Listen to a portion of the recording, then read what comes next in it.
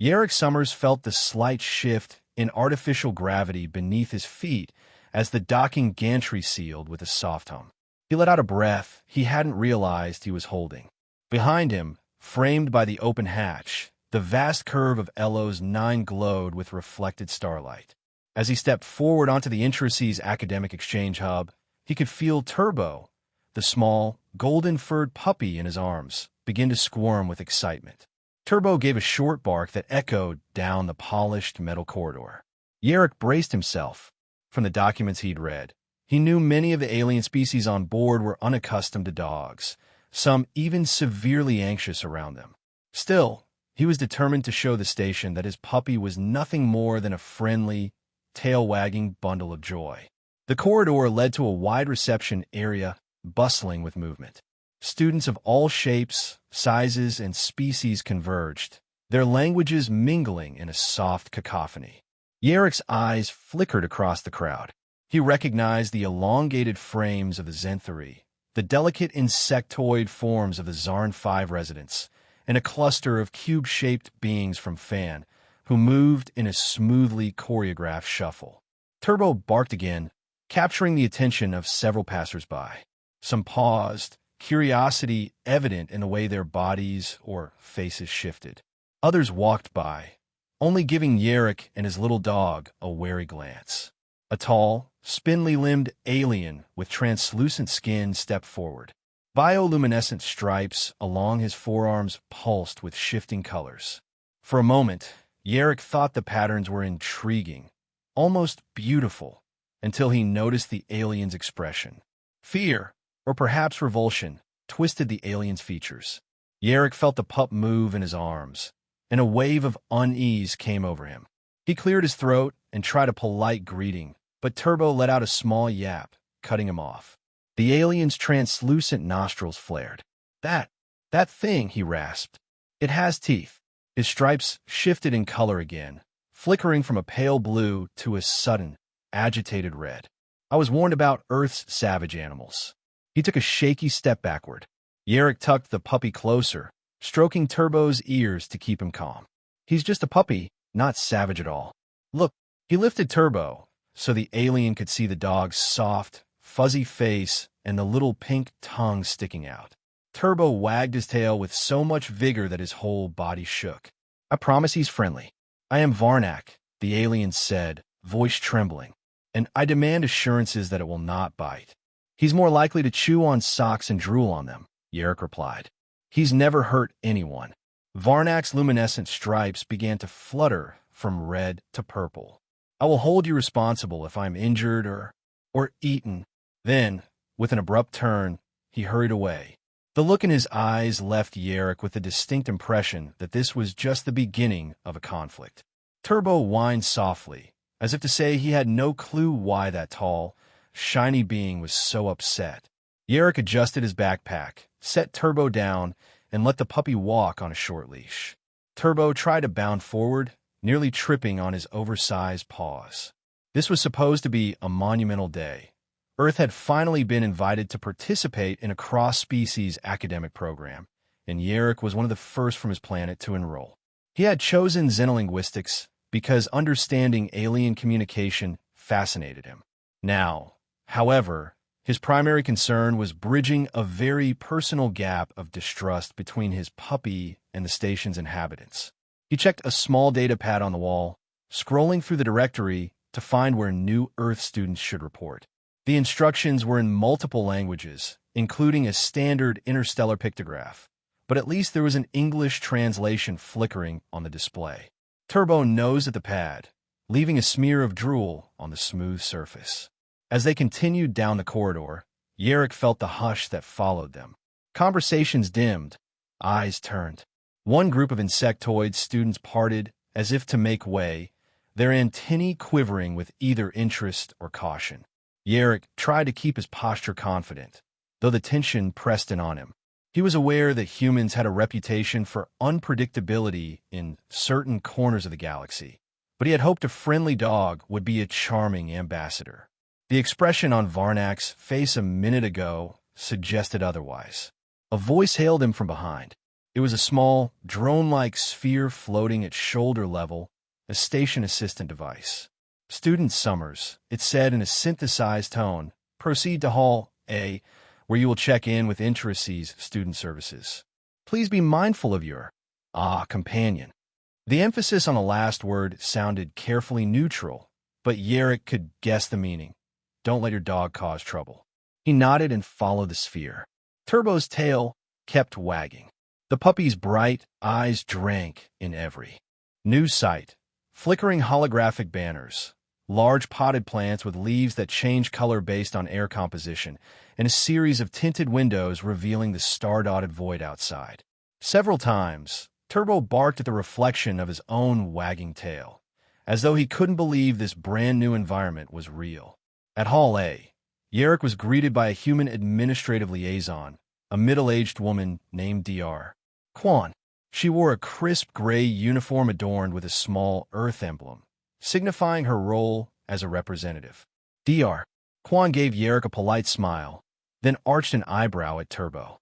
"You actually brought a dog," she said, her voice hushed. "I've heard rumors, but I didn't think any of you would risk it." Yerrick rubbed the back of his neck. "He's an emotional support animal. I have the documentation. I figured I'd need some comfort in a place like this. I didn't realize it would spark such a reaction." Dr. Quan eyed the puppy, who was busy sniffing her shoes. "Well, you might want to keep the barking to a minimum. Some of the station's inhabitants are extremely sensitive to loud, sudden noises. You'll also want to be absolutely sure about his vaccinations and everything else. If someone files a formal complaint, you'll be in front of the council before you can say fetch." "Already happened," Yerrick admitted. Varnak, a Coralaxian, freaked out the moment he saw Turbo. He threatened to talk to the station council. Dr. Quan gave a resigned nod. "Yes, the Coralaxians can be quite anxious about predatory species." "All right, let me see your paperwork, and I'll alert you if there's a hearing." She scanned his data chip. After a moment, she handed it back with a weary sigh. "You'd best hurry to your dorm assignment. The more time you spend mingling with the crowd, the higher the chances someone else panics." She directed Yerrick to the student living quarters. As he walked down another wide corridor, the overhead lights shifted from a bright, sterile white to a warmer hue. The distance was filled with subtle station noises, soft mechanical hums, the hiss of climate systems, the distant chatter of other species. Turbo kept looking back at Yerrick, as if to confirm that, yes, they were still together, that everything was fine. Yerrick gave him a gentle pat on the head. "Don't worry, buddy," he whispered. "We'll figure this out." Upon reaching the dorm wing, Yerrick spotted a tall figure pacing near one of the communal message boards. The shimmering stripes along the alien's arms made Yerrick realize it was Varnak again. The Coralaxian whipped around the moment Turbo let out the tiniest yip. For an instant, Yerrick saw pure horror in the alien's eyes. Varnak jabbed a long finger toward them. "It's you. I have lodged a complaint. Mark my words, you will hear from the Intricacies Student Ethics Board." He paused, took a breath, and his stripes flickered to a bluish shade. "You humans must learn that we do not tolerate unpredictable predators here." Yerrick was about to respond when Turbo suddenly lunged forward to sniff at Varnak's strange footwear, a pair of translucent boots with faintly glowing filaments. Varnak nearly jumped out of his skin. He stumbled back, colliding with the message board. Turbo tilted his head, confused. Yerrick yanked on the leash gently to pull the puppy away. It was an awkward moment, to say the least. Down at Turbo, the puppy was busy gnawing on the corner of an old data manual Yerrick had left on the floor. "It's official," Yerrick muttered. "They want to see us. Let's just hope they don't lock you up somewhere." Turbo glanced up, head cocked, as though he understood every word. Then he lunged back to chew the manual's frayed edge. The hearing chamber was a circular room illuminated by overhead lights that seemed to float in midair. The seat for Yerrick was in the middle, with 6 raised chairs arranged around him in a semicircle. Each seat was occupied by a different alien species, a Dien with 2 antennae twitching, a large, single-eyed cephalon with tentacles drooping over the armrests, a fan official shaped like a tidy cube, and others Yerrick hadn't even encountered yet. A translator or bobbed in the center, calibrating to each voice. On the opposite side of the circle stood Varnak, arms folded stiffly across his chest, stripes pulsing in a steady pattern that Yarrick guessed signaled anger or tension. Yarrick took a seat, Turbo at his feet. The puppy wore a small harness with a bright label that read, "Emotional Support Animal," though Yarrick was fairly certain no one here would appreciate that distinction as much as humans did. The cephalon's large eye swiveled in Yarrick's direction, and a voice emerged from the translator orb. "Student Summers, you are aware that bringing an Earth mammal with predatory lineage onto a multi-species station requires special clearance." Yarrick tried to keep his posture confident. "Yes, Council, but I do have the paperwork. Turbo is certified. He's also vaccinated and has passed all basic training. He's never shown aggression toward a person." Varnak let out a disbelieving hiss. "He ran at me in the corridor." "Because he was excited," Yarrick said. "Not because he wanted to hurt you." The cephalon blinked, and the orb flickered. The gravity went through a brief wobble, and the corridors filled with a metallic clanging as the backup system cycled on. Turbo, startled by the chaos, managed to nose open Yarrick's door before he could be leashed. The puppy bolted down the hall. Yarrick, half-dressed and barefoot, dashed after him, calling his name. He turned a corner to see Turbo collide with none other than Varnak, who tumbled backward with a yelp. Turbo ended up standing on Varnak's chest, tail wagging furiously as the puppy licked at the alien's bioluminescent stripes. Varnak shrieked, his arms flailing in frantic motions. By the time Yarrick skidded to a stop, Turbo was panting happily, apparently convinced he had rescued Varnak from some invisible peril. "Get it off me," Varnak screeched. "It's covering me in its secretions." Yarrick scooped Turbo up, heart pounding. "I'm sorry," he was scared. Everything went dark, the alarms. He must have panicked.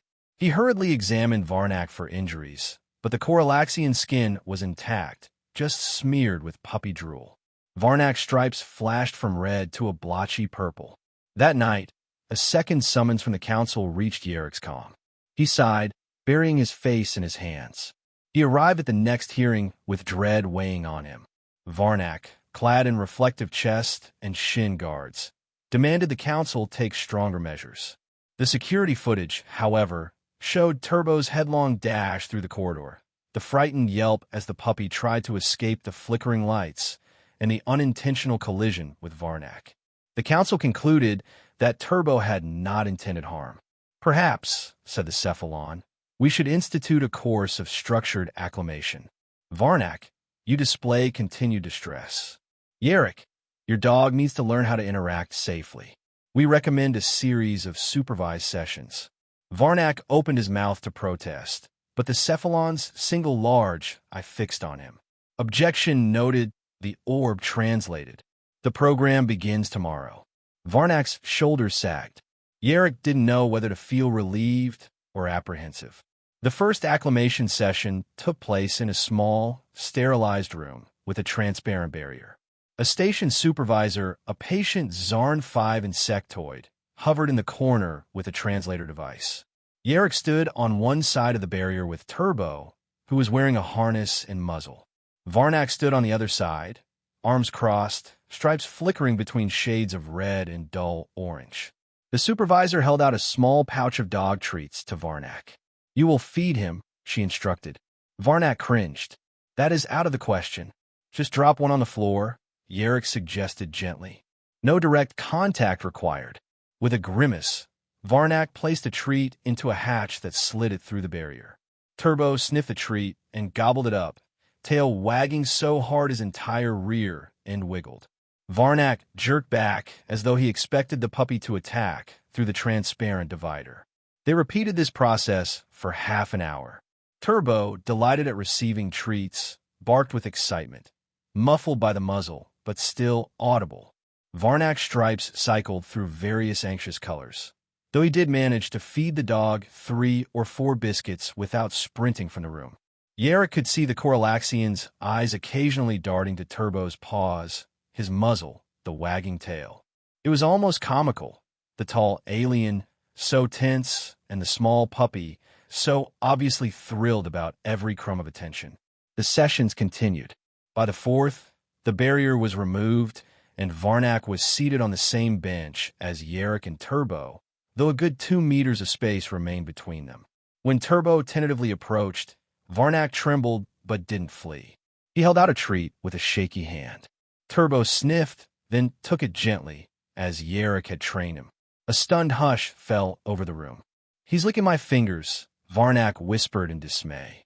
"He's saying thank you," Yarrick replied with a smile. "That's how dogs are." Varnak wiped his hand with a disinfectant wipe, then stared down at Turbo, who promptly rolled onto his back, paws flailing. The dog's belly was exposed, pink and fuzzy, an invitation to rub. Varnak blinked. "He's requesting something?" "A belly rub," Yarrick explained. "But, no pressure. It's a sign of trust." Varnak hesitated, glancing at the supervisor for confirmation. The supervisor gave an encouraging nod. Slowly, Varnak extended one finger and brushed the soft fur of Turbo's belly. Turbo let out a contented little groan, muzzle bobbing as he tried to lick Varnak's wrist. Varnak drew back, blinking in confusion. "It is strangely gratifying," he admitted. Then he coughed, as if embarrassed. But I remained cautious. Progress was slow but tangible. Outside these sessions, however, Yarrick still faced friction. In the cafeteria, a group of Zinthari teased Turbo, projecting a holographic eel-like creature to taunt him. Turbo lunged at the projection, only to pass straight through it, leaving him looking thoroughly bewildered. The Zinthari laughed, but Yarrick calmed Turbo by crouching next to him and scratching behind his ears. "Don't let them get to you," he murmured. "You're real. That thing's just a fancy trick." Turbo sniffed at the spot where the hologram had flickered, then seemed to give up and leaned against Yarrick's leg. A Martian student, Aurella, appeared beside them and offered Turbo a small piece of cultured protein jerky. "I read about Earth snacks," she said quietly. "I thought he might like this." Turbo snapped it up happily, tail thumping. Yarrick smiled in relief. Small gestures like these made him hope that acceptance was possible. He invited Varnak to join them, but the Coralaxian declined, muttering something about not wanting to watch a dog chew while he ate. Yet an unexpected shift began when Turbo participated in a cross-species scent trial in the astrobiology lab, run by Jude, the cube-shaped fan. The lab required protective booties for all mammals to avoid oil residue, so Turbo trotted around with bright little covers on his paws. Yarrick watched from a side console as Turbo sniffed out the correct canisters of vaporized banana extract more quickly than a genetically enhanced mole rat. Jude scanned the data with mounting confusion. "This is highly irregular," Jude declared. "Your Earth creature is outperforming a specimen bred for olfactory detection. How is this possible?" Yarrick chuckled. "He just really likes bananas. And dogs have strong noses." From behind the observation window, Varnak stood with a data tablet, shoulders stiff with reluctance, but eyes fixed on the results. When Turbo continued to hit the right panels with his paw, Varnak finally spoke. "I must revise my assumptions about dogs," he said in a low voice. "They're more capable than I realized." Turbo finished the test by gleefully barking at the mechanical arm that dropped the last canister. Jude folded his many corners in exasperation. "I suppose we must account for these anomalies." In the corridor afterward, Turbo suddenly bristled, sensing something behind a half-closed hatch. Yarrick peered inside, but saw only a cleaning drone quietly docking. The puppy's ability to notice every little sound and scent was proving to be a double-edged sword. He barked at random times, sometimes just because an air vent started up.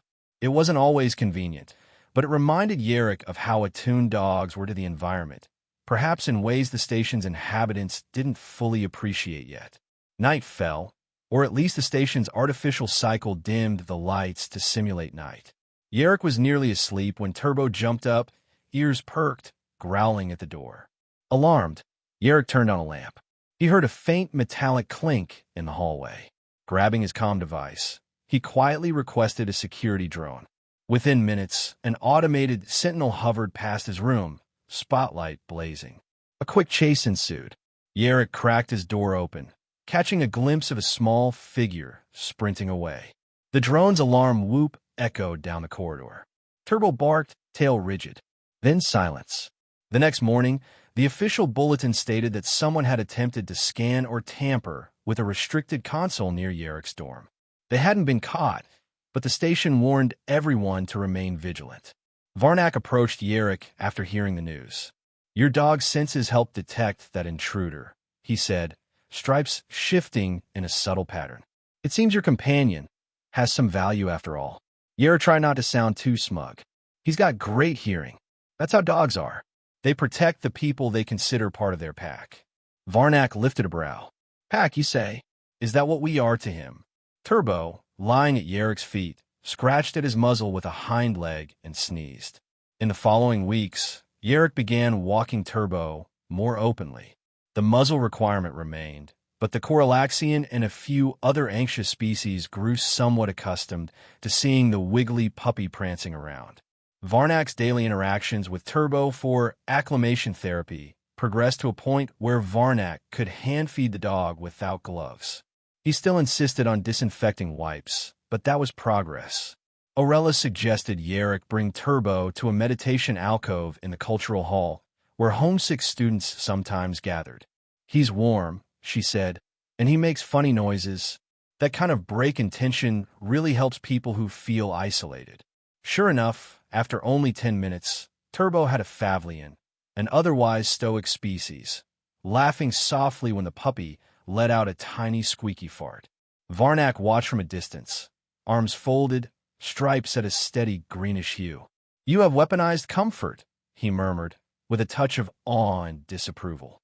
Station leadership noticed the shift too, but the DN assistant director, who had a clipboard fused to its arm, warned Yarek that some complaints lingered. "We have had multiple incidents of dog drool on station property," it said flatly. "We can't have him knocking over exhibits." Yarek vowed to keep Turbo on a short leash and away from fragile items, though the puppy sometimes inadvertently flopped onto delicate displays, especially if it looked soft enough to nap on. The day of the interspecies cultural showcase arrived, and Yarek decided to let Turbo wear a small vest with ambassador in training, embroidered on it in 4 different languages.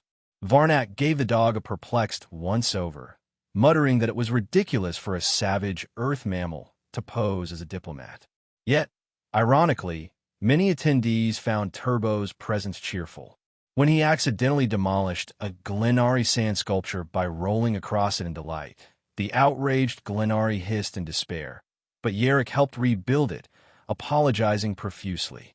Varnak pointed out that perhaps the dog had symbolically leveled the representation of fragile memory. Yarek could only shrug and sigh.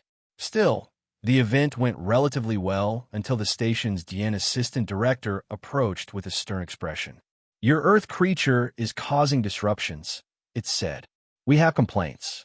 Please remove him within the hour, or you'll need to confine him to your quarters."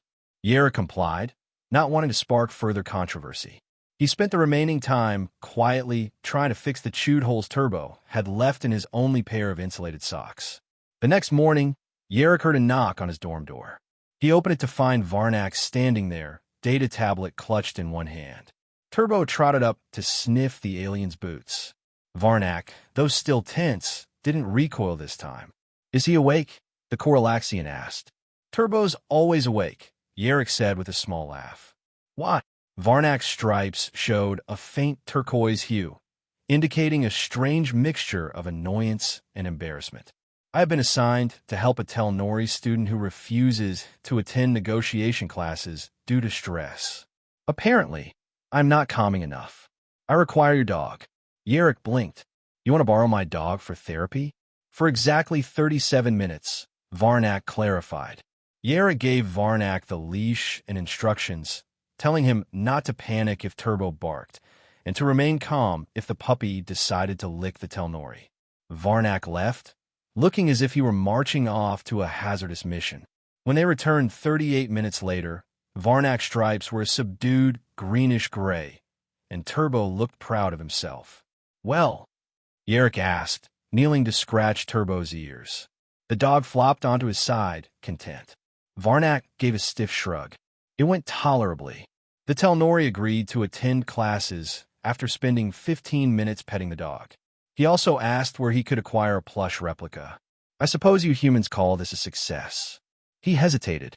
I do not relish the term therapy animal, but I have submitted a request to the council to allow your companion to assist in stress-vulnerable areas of the station. There seems to be demand. Yarrick laughed, relieved. That's amazing. Turbo's going to need an assistant to handle his schedule.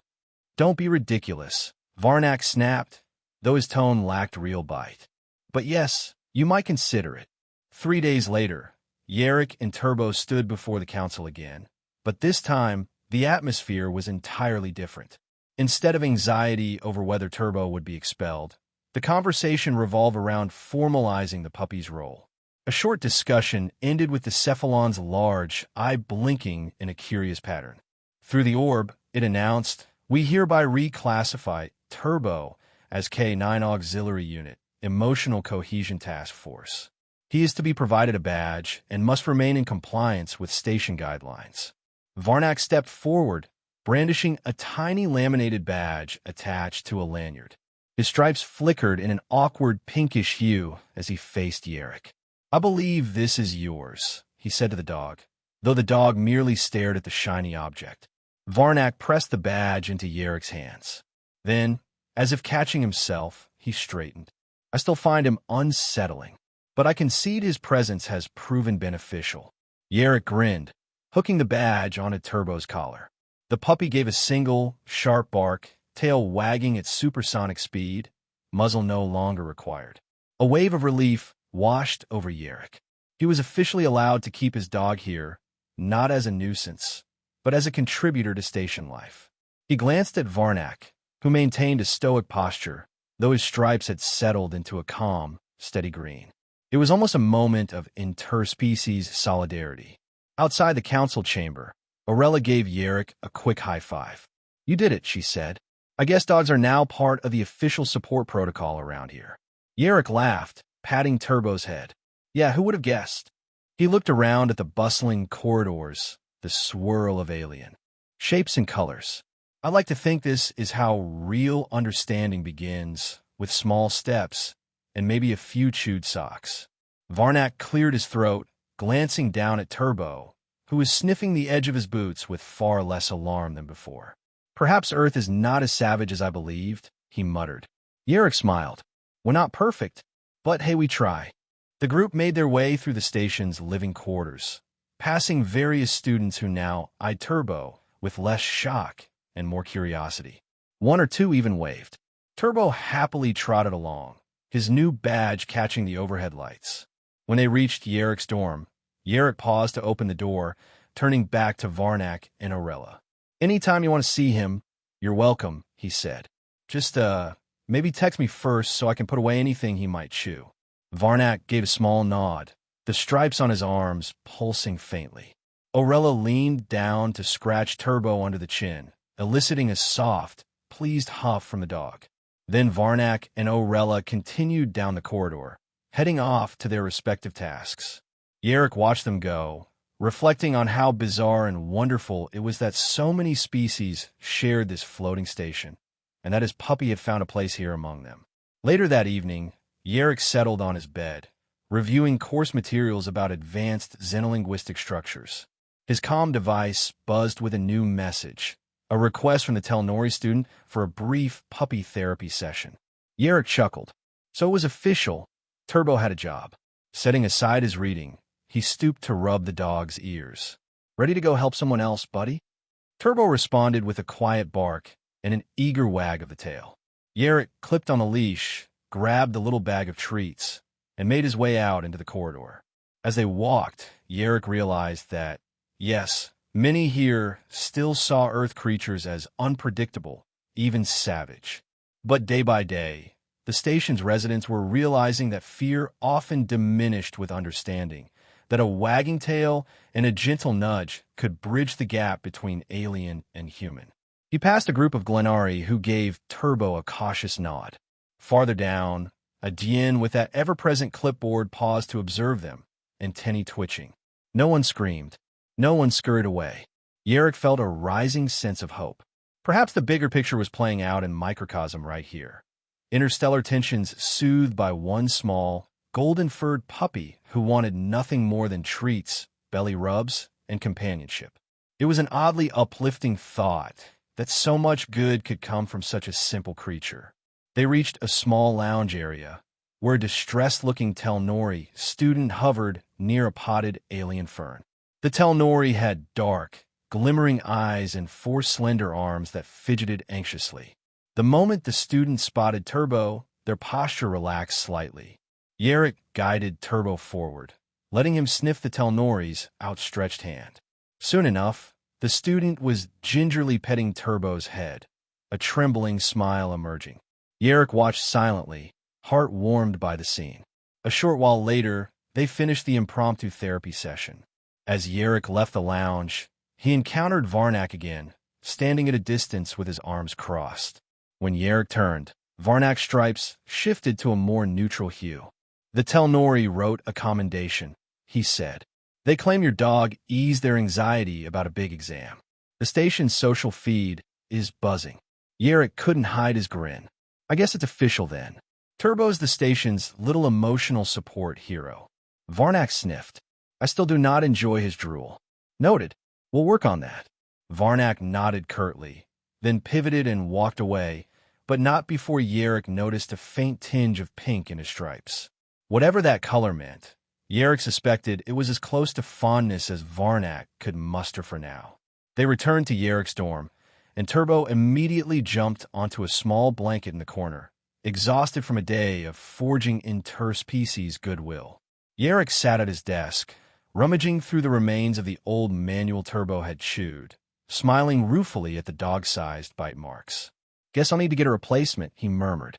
But the thought didn't bother him much. So much had changed in such a short time.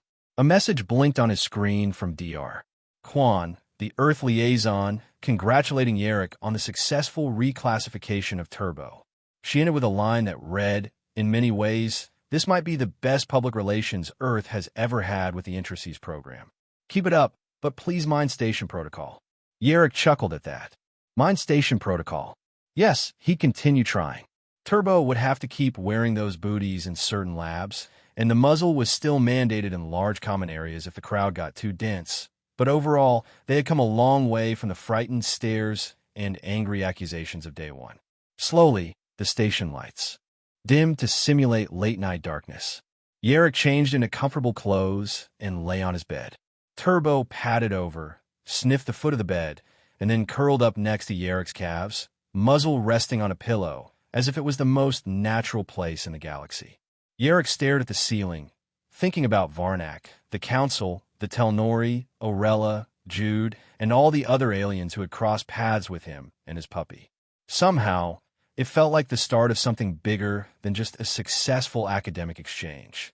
It felt like the beginning of a story he would want to tell friends and family back on Earth, about how a so-called savage Earth animal won over hearts in a station full of species from across the stars.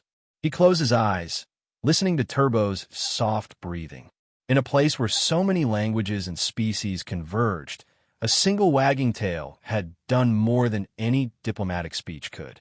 Tomorrow would undoubtedly bring new challenges, perhaps a new complaint or a new misunderstanding, but at least Yarrick wasn't facing them alone. He reached down and gently patted Turbo's back. The puppy let out a contented sigh, then drifted off to sleep. Somewhere in the quiet corridors of the Intrices Academic Exchange Hub, the hum of life support systems mingled with the gentle hum of possibilities. And in one small dorm room, an Earth student and his golden-furred dog rested, unaware of just how significant their presence would become to this floating community of interstellar scholars. Yet in his dreams, Yarrick couldn't help but picture a day when any species, from any corner of the galaxy, might walk past him in Turbo without a second thought, no longer wary, but genuinely glad to see them. That day felt closer, now, than ever before. And in the hush of the artificial night, a single, quiet bark might have signaled that Turbo, too, believed in that future.